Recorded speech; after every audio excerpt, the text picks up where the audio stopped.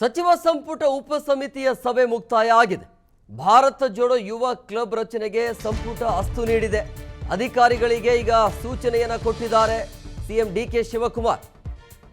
ಅಂದರೆ ಆ ಕ್ಲಬ್ ಯಾವ ರೀತಿಯಾಗಿ ಇರಬೇಕು, ಎಷ್ಟು ಸದಸ್ಯರಿರಬೇಕು, ಎಲ್ಲಿ ನಡೆಸಬೇಕು ಅನ್ನೋದ್ರ ಬಗ್ಗೆ ಇವತ್ತು ಚರ್ಚೆ ಆಗಿದೆ.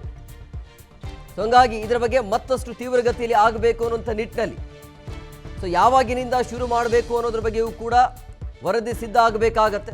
ಇದೆಲ್ಲದರ ಬಗ್ಗೆ ಈಗಾಗಲೇ ಸಭೆಯಲ್ಲಿ ತೀರ್ಮಾನವನ್ನು ತೆಗೆದುಕೊಳ್ಳಲಾಗಿದೆ.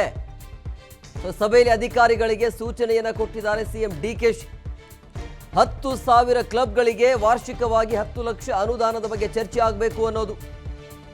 ಈ ಸಂಘಗಳ ಮುಖಾಂತರ ನಾಯಕತ್ವ, ಉದ್ಯೋಗ, ಕ್ರೀಡೆ, ಫಿಟ್ನೆಸ್, ಸಮುದಾಯ ಸೇವೆ ಬಗ್ಗೆ ಎಲ್ಲದರ ಬಗ್ಗೆ ಚರ್ಚೆ ಆಗಿದೆ. ಈ ರೀತಿಯ ಸಂಘಗಳನ್ನು ಸ್ಥಾಪನೆ ಮಾಡಿ ಒಟ್ಟಿನಲ್ಲಿ ಯುವಕರನ್ನು ಸೆಳೆಯುವಂಥ ಪ್ರಯತ್ನ ಅಂತ ಅನಿಸುತ್ತೆ. ಇದು ಯುವ ಸಮುದಾಯ ಸೆಳೆಯುವಂಥ ಲೆಕ್ಕಾಚಾರದಲ್ಲಿ ಈ ಒಂದು ಸಭೆ ಆಯಿತು. ಇವತ್ತು 10,000 ಕ್ಲಬ್ಗಳಿಗೆ ವಾರ್ಷಿಕವಾಗಿ 10 ಲಕ್ಷ ಅನುದಾನದ ಬಗ್ಗೆ ಚರ್ಚೆ ಮಾಡಲಾಗಿದೆ. ಅದಕ್ಕೆ ಒಪ್ಪಿಗೆ ಕೂಡ ಆಗಿದೆ. ಆದರೆ ಈ ಸಂಘದಲ್ಲಿ ಏನೆಲ್ಲ ಇರುತ್ತೆ, ಯಾವೆಲ್ಲ ಕಾರ್ಯ ಚಟುವಟಿಕೆಗಳು ಇರುತ್ತೆ ಅಂತ ಹೇಳಿದ್ರೆ, ನಾಯಕತ್ವ, ಉದ್ಯೋಗ, ಕ್ರೀಡೆ ಕಡೆಗೆ ಹೆಚ್ಚು ಗಮನ ಕೊಡಬೇಕು, ಫಿಟ್ನೆಸ್ ಕಡೆಗೆ ಹೆಚ್ಚು ಗಮನ ಕೊಡಬೇಕು, ಆಮೇಲೆ ಸಮುದಾಯ ಸೇವೆ ಸೇರಿ ಅನೇಕ ವಿಚಾರಗಳ ಬಗ್ಗೆ ಇವತ್ತು ಚರ್ಚೆ ಆಯಿತು. ಅದಕ್ಕೆ ಸಂಪುಟ ಒಪ್ಪಿಗೆ ಕೊಡ್ತು. ಇದರ ಪರಿಣಾಮ ಏನು?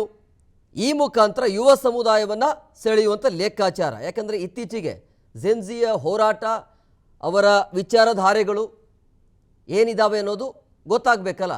ಹಾಗಾಗಿ ಈ ರೀತಿಯಾಗಿ ಯುವಕರನ್ನು ಸೆಳೆಯುವಂಥ ಒಂಥರ ತಂತ್ರಗಾರಿಕೆ ಅಥವಾ ತಂತ್ರ ಅಂತಲೂ ಕೂಡ ಹೇಳ್ಬೋದು. ಎಲ್ಲದರ ಬಗ್ಗೆ ಚರ್ಚೆ ಆಗಿದೆ. ಅದಕ್ಕೆ ಸಂಪುಟ ಕಡೆಯಿಂದ ಒಪ್ಪಿಗೆ ಸಿಕ್ಕಿದೆ. ಮುಂದಿನ ದಿನಮಾನಗಳಲ್ಲಿ ಈ ರೀತಿಯ ಕೆಲಸ ಕಾರ್ಯಗಳು ಬಹುಶಃ ಆರಂಭ ಆಗುವ ಎಲ್ಲ ಸಾಧ್ಯತೆ ಅಂತೂ ಕಂಡು ಬರ್ತಾ ಇದೆ. ಇದು ಒಳ್ಳೆಯ ಬೆಳವಣಿಗೆ. ಯುವಕರನ್ನು ರಾಜಕೀಯ ಕಡೆಗೆ ಸೆಳಿಬೇಕು ಅಥವಾ ರಾಜಕೀಯ ಕಡೆಗೆ ಕರೆತರಬೇಕು ಅನ್ನೋಂಥ ಲೆಕ್ಕಾಚಾರ ಇರ್ಬೋದು.